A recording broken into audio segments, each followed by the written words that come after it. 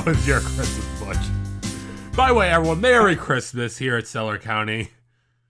Merry Christmas, everyone. I can't complain, Coffee. It was really nice to have all the family together in town, being able to open up Christmas gifts in Yeah, a very hectic 2020, at least a bright way to end this year off. I can tell you. I can tell probably what you sound so much clearer now. What was your did you get a new microphone? Yes, I did. Oh, I got the Blue Yeti. Ah, same thing I'm using right now. Okay, 10th, cool. the 10th anniversary edition. So Oh, my girlfriend found it, and it's just like, oh shit, this thing your is. voice comes in so much clearer now. That's a benefit. Yeah. I don't So sound like a raccoon in a box. I feel like I'm in this little prism and it's yeah, just me and the microphone. It yeah. is truly it's like Nirvana, dude. It's very, Welcome to the very world of peaceful. professional sounding audio. What are some of the coolest gifts you got? um, Well, I let- actually, I actually just got a new headset. I'm wearing it right now, the HyperX Cloud Alpha my brother got for me. It's actually very convenient that I don't have to have like when I have like the microphone headset in there, I don't have to turn it off or move it out of the way. I could just unplug it entirely. That's nice. Yeah. I Eh. still I still have my old headset and the Oh, one I wanted and at your gift to Walmart. me was a fucking treat. My mom thinks you have a weird ass sense of humor, but I fucking loved it.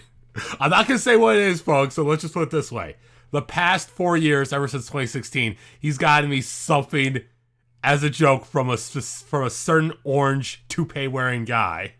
Oh And God. this past year was like, I don't know, are we gonna keep doing this 4 more years? Because Yeah, this past year was expect fucking gold. you got off easiest year. Expect 4 more years of hell is Or all I'm gonna say. or you probably forget one year. We could just say it's by its outsiders buzzing. Let's talk about the NBA right now. The other One more. Christmas gift that keeps Oh, giving. would you really call these Christmas gifts? Because I want to say bah humbug.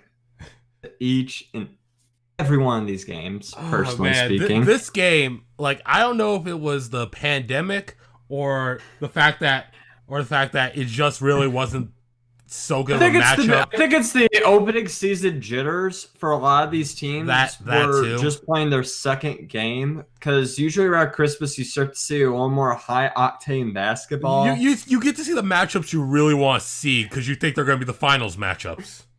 The pairings weren't really that exciting. I actually think that The exception of two. The yeah. exception of two pairings. I would say Clippers and Denver was a good matchup. Also, Miami and New Orleans I think was a good matchup too. Everything else just kind of felt flat.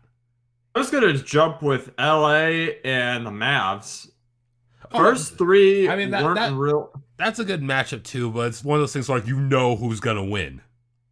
I would make the argument for a third one. Always make it Boston and the Knicks. Why? I Why put Because the Knicks are a dumpster fire. the Knicks are a dumpster fire? But That does not deserve a Christmas game.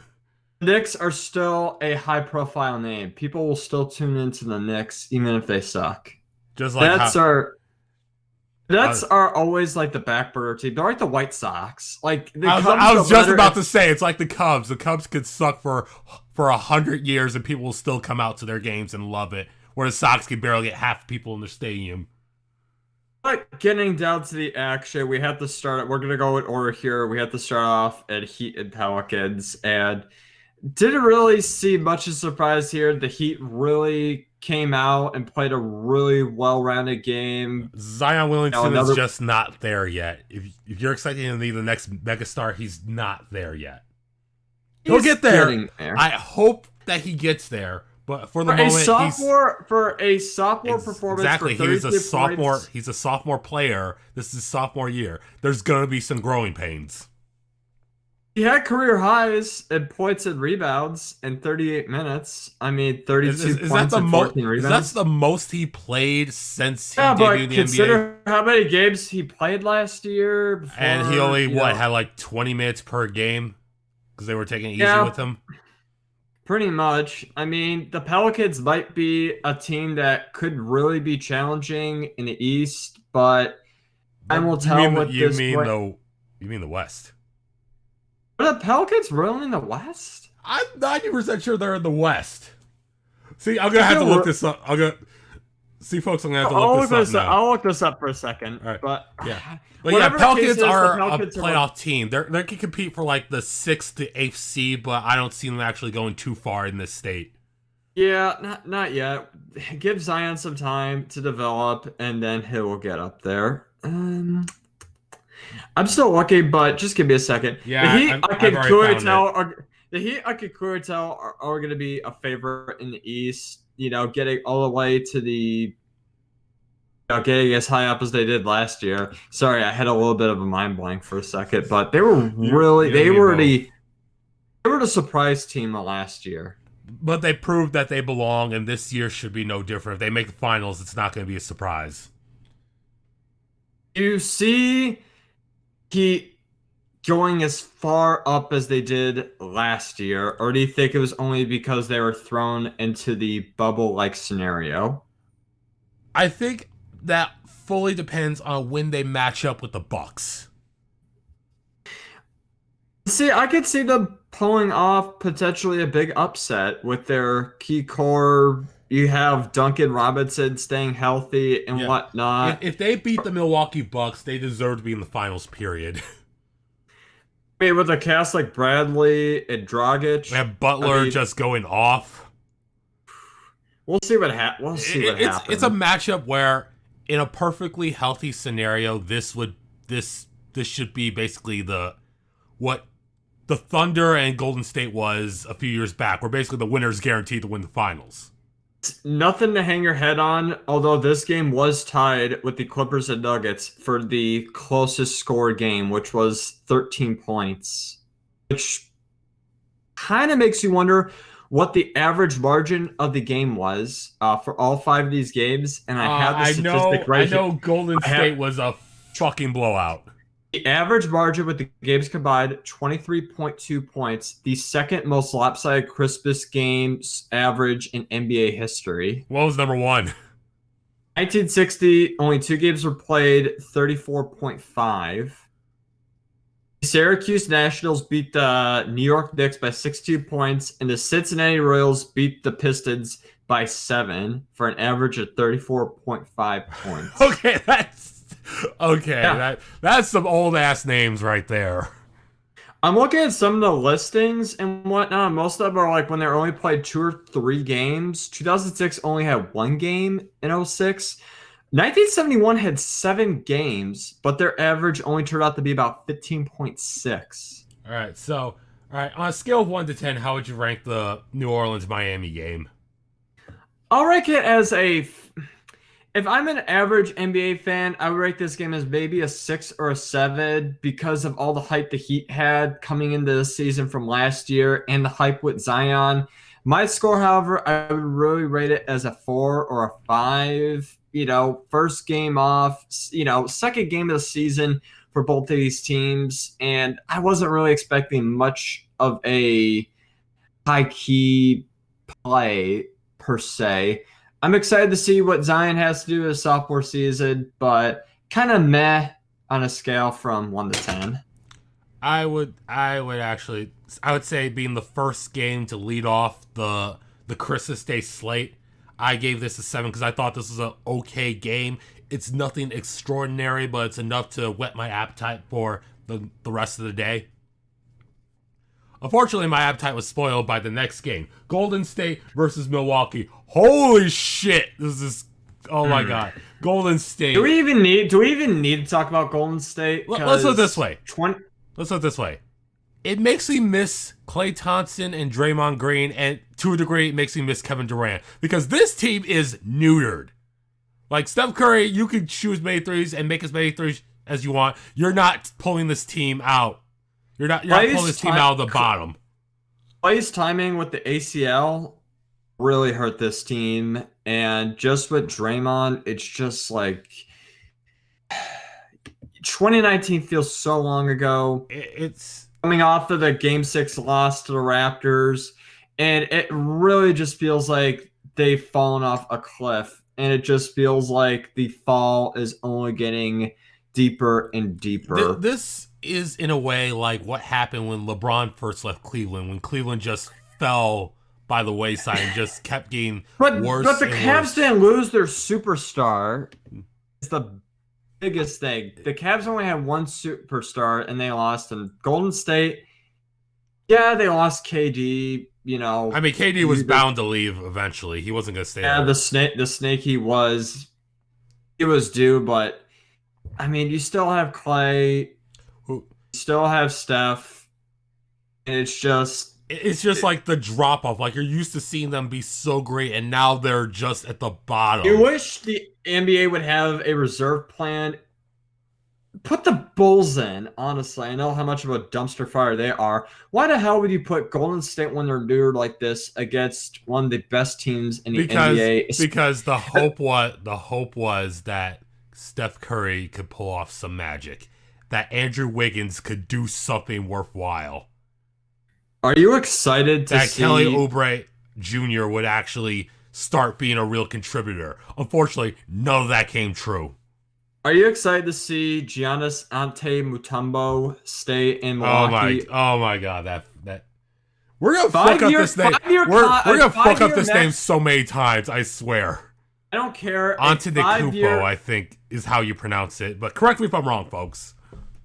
I think it's the correct pronunciation. It sounds like you got more correct than me. A lot of people didn't expect him to come back. A lot of people thought he was I going to test the actually waters put more. money. I thought he was gonna come back. I knew he wasn't gonna leave I think this because is great for a small town franchise, a small town market like Milwaukee. Good for them to hold this on. is good. This is good for them. And if they even get one championship out of this, that's missions. That's a successful mission. That's I will not jump mission on the Bucks complete. bandwagon, but no. fingers crossed this team pulls it out. I would not jump on the Bucks bandwagon, but if they do manage to win the finals, I would just look at the paper and go, good for them. The Bucks' first win on Christmas Day in over half a century. And what a way to do it, to beat the former golden boys of the NBA. The men on It top. just should have been. surely It just should have fallen. been better. This game was This game was a blowout. This game was garbage in terms of what we should have got. Like my bar was low. Like I said going to this game, this is like a 5 at best. But holy crap, this game was not Chris good. Middleton went off, and Milwaukee was 20 for 37 on 3-pointers. Yeah, That's over over 500. That's pretty damn good. Whereas against State was a Golden mere 10 for State, the 45. former Golden Boys from beyond the arc. This team sucks. The Already Golden State, outscored. This is 2 games into the season, and they've already been outscored by 65 points.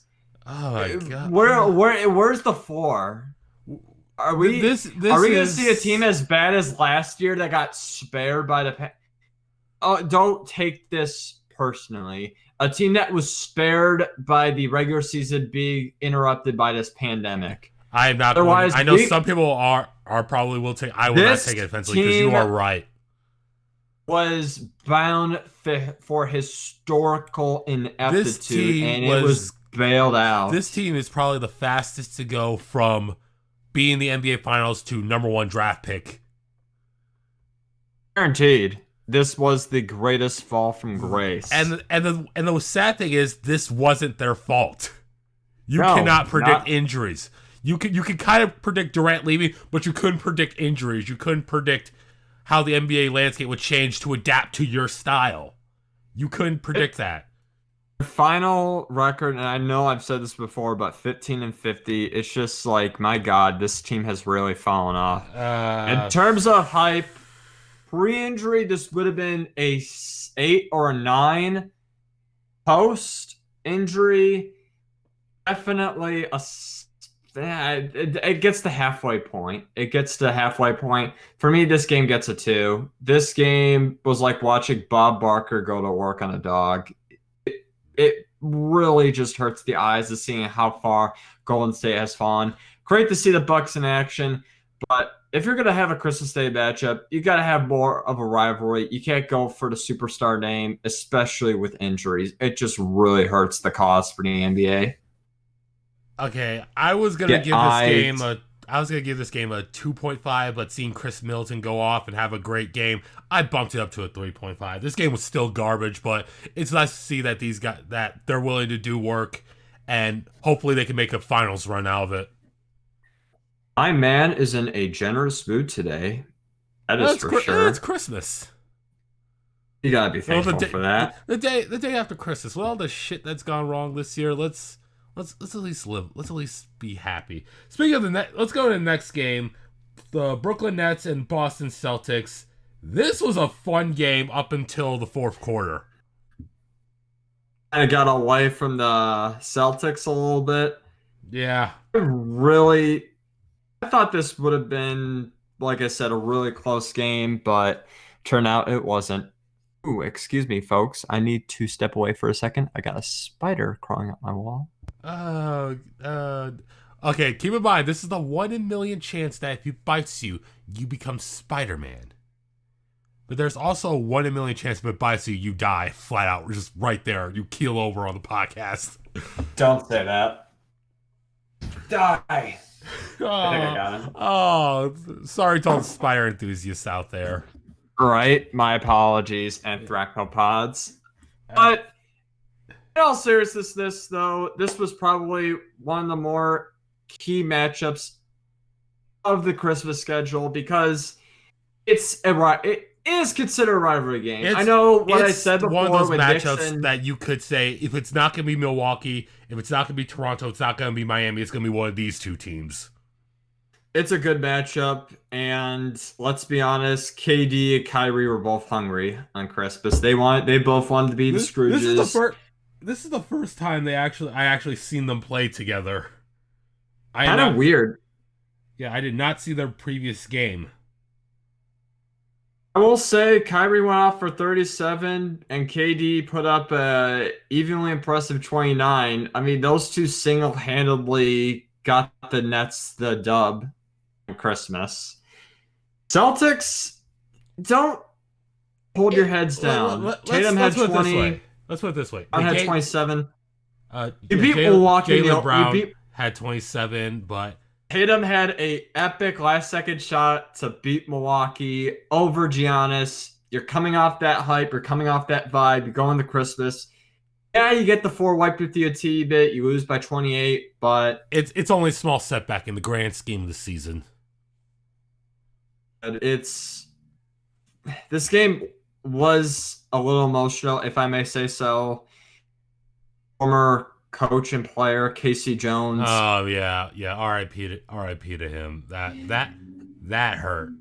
The timing is very unfortunate. It was so, like, imagine waking up. You're a Celtics fan. You're waking up to watch the Celtics on Christmas, and you find out he passed away. And on Christmas too. It's yeah, just on Christmas Day he passes away. Like I said, you got to play the game. I know it's in the back of some people's minds, and it's definitely in the back of the mind of some really old Celtics fans. So yeah, you wanted to see the Celtics win for KC, but you can't win them all. And like I said, they played gutsy. Matchup wise, the hype was definitely up there, a 7 or an 8. I would give this game a 6 or 7 just because it was a bit of a blowout, but only because of what happened with the news earlier. The hype coming in the game before that last second shot. And like I said, for 3 quarters, this was definitely the game to sit down and watch. But the last 15 minutes of the game, yeah, you could put some light out over it. It was a little bit forgetful. What about you? Like I was into a great deal of the game, and then the fourth quarter happened. I thought, oh, this game is just, it's the one thing I hate to see on Christmas is garbage time. We got to garbage time, I want to say 8 minutes into the fourth quarter. I thought, no, this is not how Christmas is supposed to go. These games are supposed to be down to the wire, or at the very least close enough where you can justify keeping your starters out there. Basically, you're just kind of padding your stats. Yeah. I know the term is not really meant for the NBA. I know that's more for the NFL. and for particular quarterbacks that play for certain teams that we are associated with. But Yeah. you get to a point of where it's just like you do not run up the score, especially on a nationally televised game. You don't run up the score like that.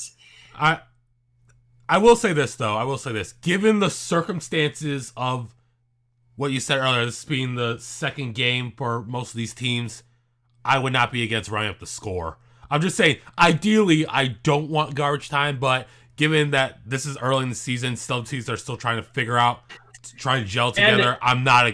This is considered a rivalry game, possibly more than Knicks and Celtics right now. All right. Let's be Did you honest. see the jerseys though? The Brooklyn Nets jerseys. I have to go back and just skim it over if I I can. I'll admit, when I saw these jerseys on Christmas, I thought, what is this supposed to be like a special? Like this What is the not. fuck? Yeah, they're not Christmas jerseys. Okay, I saw the Celtics. Oh my god, they have the name itself. Oh my god, that looks ugly. Oh, Like you saw, you're looking at the Brooklyn or the Celtics jerseys. look at the Celtics right now. I'm trying to see Brooklyn. What the hell were you thinking? What? Yeah, you seen the Brooklyn one now. Yeah. Oh, sweet Jesus. What the hell? Oh my man. Oh, that is ugly. Yeah, that's not a good look, I would say. I honestly don't like the back where it's like yellowish looking. The names are yellow. Like, ugh. Whatever. Ugh. Okay, while we're on the topic of jerseys, the Pelicans jerseys are pretty freaking sweet. I'll give you that. And Milwaukee, it made me think of the Oklahoma State Thunder when I saw Milwaukee's jerseys. I had to remind myself that's the Milwaukee Bucks jersey because that looked nothing like. Oh, they're just they're just up there. I'm looking at past jerseys from previous years and whatnot. 2018 had some pretty sick jerseys. I like the Pelicans back then with the three stripes. I'm assuming to syndicate the city of New Orleans. That looks pretty badass. All right. What the Celtics had. Before we go on our just- tangent yeah. of jerseys, let's go back to the game really quick. What do you give this score? What do you give on a scale of 1 to 10? I said I would give this a 7 or an 8, but post I'd probably give it a 6, excluding that fourth quarter. 7 all around, I would say. Moving on to the one of the more anticipated matchups. You had the defending champs gain their rings against possibly the up-and-coming rising stars of the West, the Dallas Mavericks. Let's just say this now. Now it's official. If you didn't realize it now, last night made it official. Anthony Davis has a ring. Anthony Davis has a ring. Let that sink in. Anthony Davis has a ring. Dwight Howard has a ring too. Well, not yet. I didn't want to say that, but oh my god. Like, I was trying to be positive. I'm trying to be positive that Anthony Davis has a ring. You bring up Dwight Howard has a ring. I'm like, wow, way to bring the mood down. All right, now listen to that. Dwight Howard has a ring, folks. I don't know. Compared to what you told me 2 years ago, what you told me back in 2019, is this worse than Jeremy Lin getting a ring? Yeah. I feel like I've opened up a unopened can of worms. This is bad. I feel like you have on Chris on the I'm day sorry after Christmas. I'm sorry I spewed that knowledge. Yeah. You opened Pandora's box. Now we gotta sit in it. I didn't want LeBron to win another ring, especially after he went to LA. 2018, 2019 was just beautiful seeing the dumpster fire the Lakers were in, and Magic just like, F it, I'm out of this bitch. And the year after, they rebound and win the NBA championship. Yeah, some fans will argue there's an asterisk next to it. They were in a bubble. It was built for the Lakers to win. The writing's on the wall. But let's keep in mind that some of the people are saying that probably never picked up a basketball in their lives, so they should shut the fuck up. This is very fitting. It's on Christmas. This year has been hell. If you're a Lakers fan, you know It, what the hell I'm talking about. that's where I want to say that I felt like even though I didn't want LeBron to win a ring with all that happened in LA this past year, they should have won it. They should win it just to complete the Silver story. Oh my god, Cinderella story. I gotta stop saying that. Okay, to complete the fairy tale ending that. Let's be real here. You know, what's the last time I thought that the sports world had a fairy tale ending? 2017. 2017. Yeah, 2017 with the Houston Astros, and that was stolen from me. Asterisk. Yeah, the yeah, Asterisk really and that deserved was that stolen, one. and that was stolen from me. But So I that thought was after a tragedy with a hurricane, which was understandable at the time. Yeah, the sign stealing really takes away from it, but at the time, you rooted for the city of yeah, you Houston. wanted them to. It's like same thing what like- happened with Boston in the marathon bombing. You wanted them to pull through. Even though it was against my Tigers, Big Poppy's Grand Slam really does sit in the back of my mind. Just like it really revitalized that city. And then everything that happened with Kobe, I'm an aviation, I'm a pilot, and let me say it was tragic, the circumstances behind the crash and whatnot. And worst off, it killed a daughter of Kobe's. This wasn't just Kobe that died. This was a future superstar in the making. It hurt the family, not just losing a dad, but losing a daughter. It really just strings at the soul, man. And just seeing how this team responded. Did you see what happened at the NBA All-Star Weekend? Basically everything. Yeah.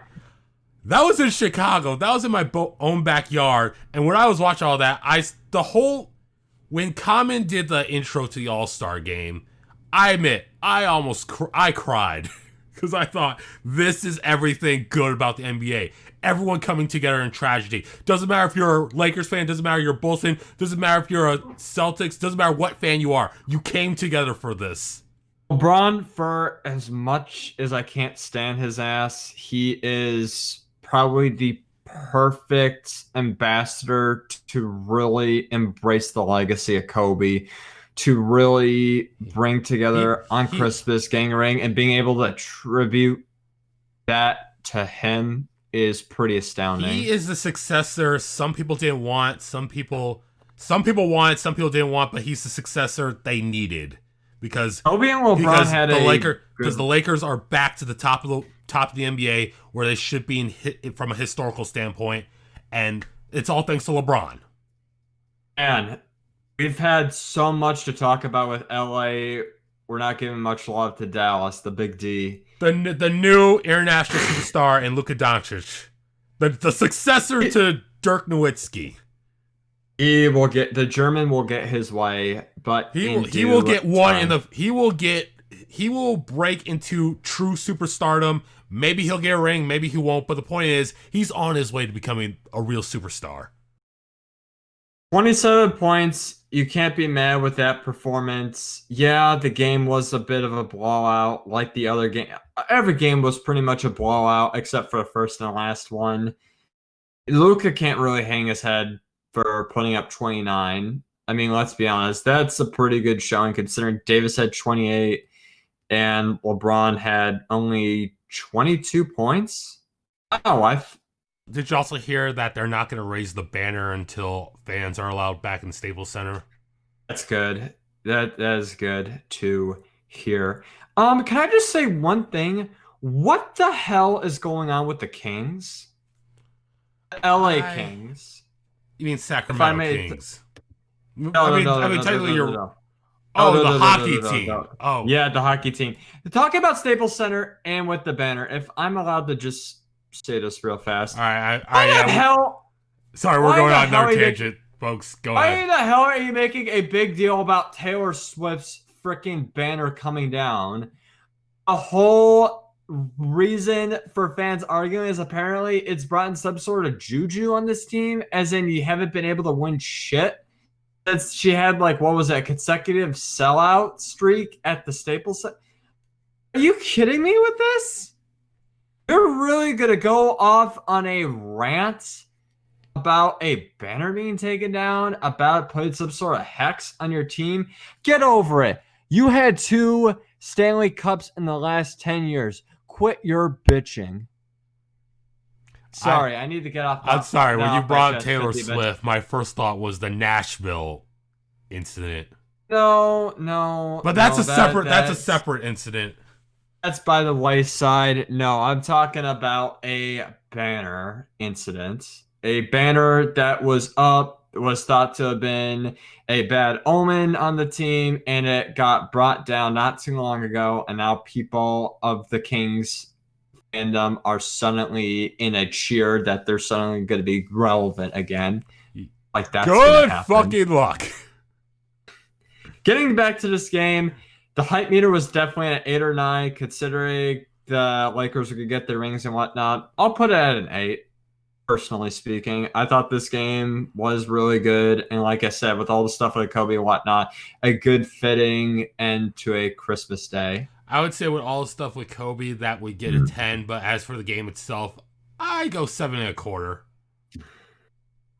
I bet you're going to go easier in this game than the next one we're going to talk about, and probably the matchup I was most excited about. Yeah, me too. Ladies and gentlemen, the Chokers are back. The LA Clippers blowing. Wait. Oh, no. Oh, no. Someone screwed up the timeline here. Oh, no. Oh, God. Oh, the Clippers won? Oh, no. I had a rant set up for these fuckers. You didn't watch the game? Oh, my God. I thought the Nuggets won. No, the Clippers. God. Like, did you, like, one of the highlights, you didn't see the game? There was oh, my God. Okay, let's put it this way. This game was a pretty solid game. Not just because of the game itself, but because there was a moment where Leonard went up for a rebound. He got hit in the face. He took an elbow right to the face. Yeah, I don't remember who caught him, but he got hit. He went down, and I thought, oh my God, you probably just knocked out.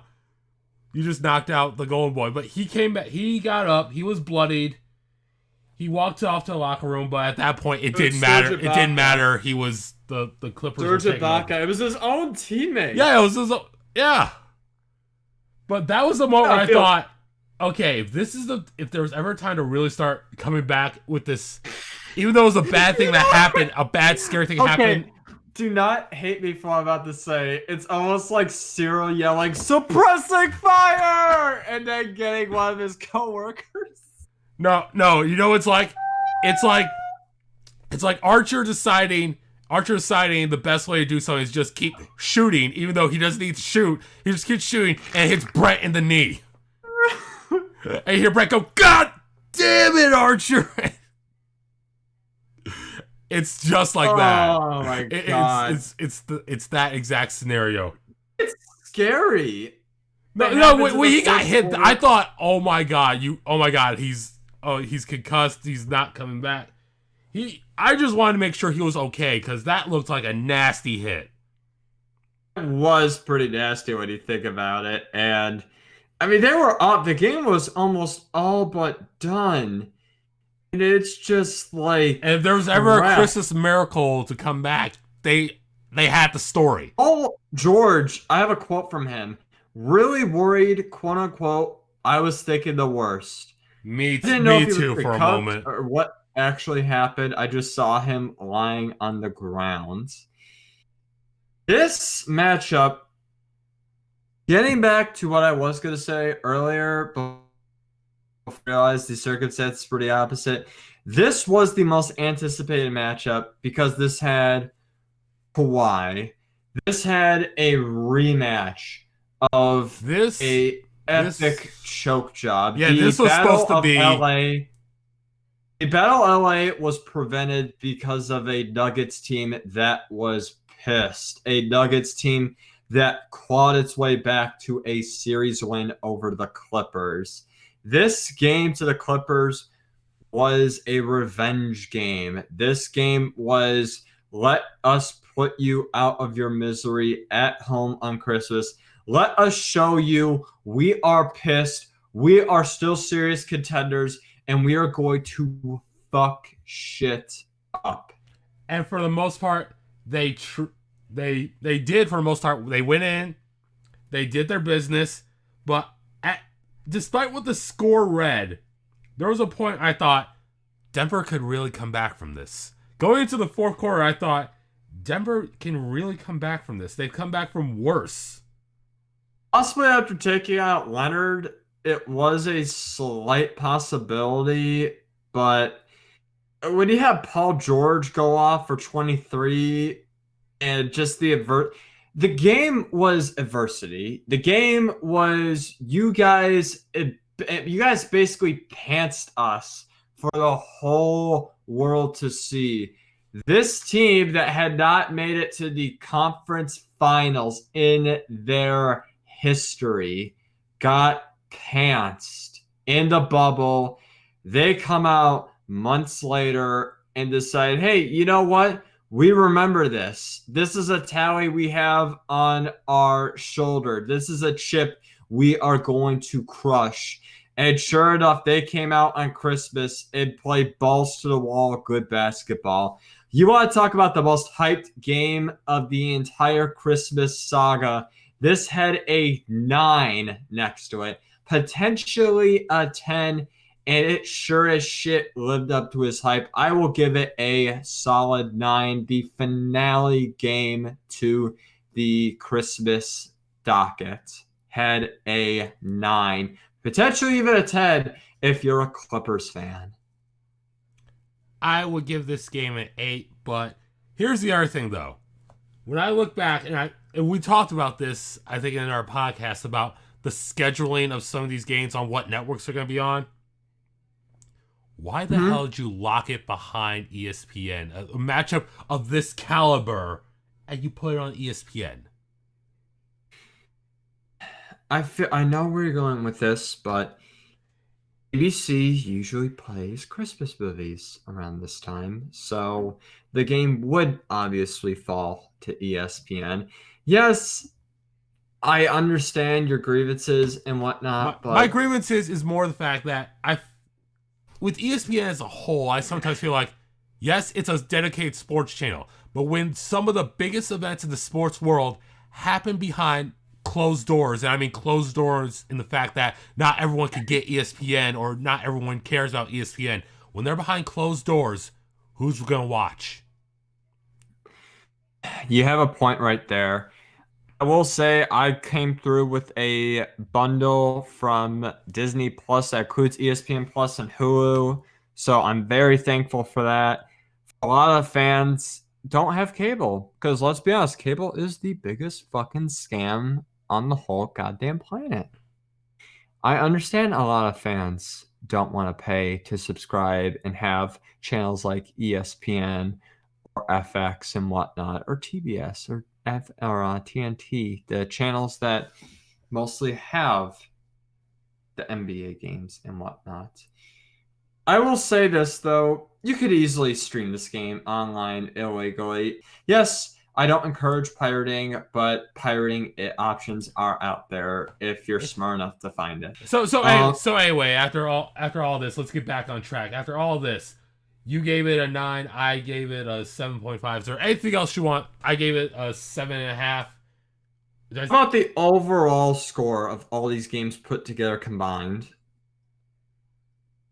I'm gonna put a 6. 2 games were obviously like, yeah, these are games you definitely want to sit down and watch.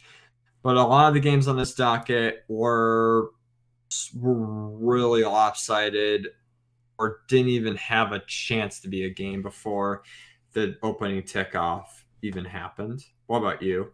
I would say 6.5 because the bar was about in the middle because given the circumstances.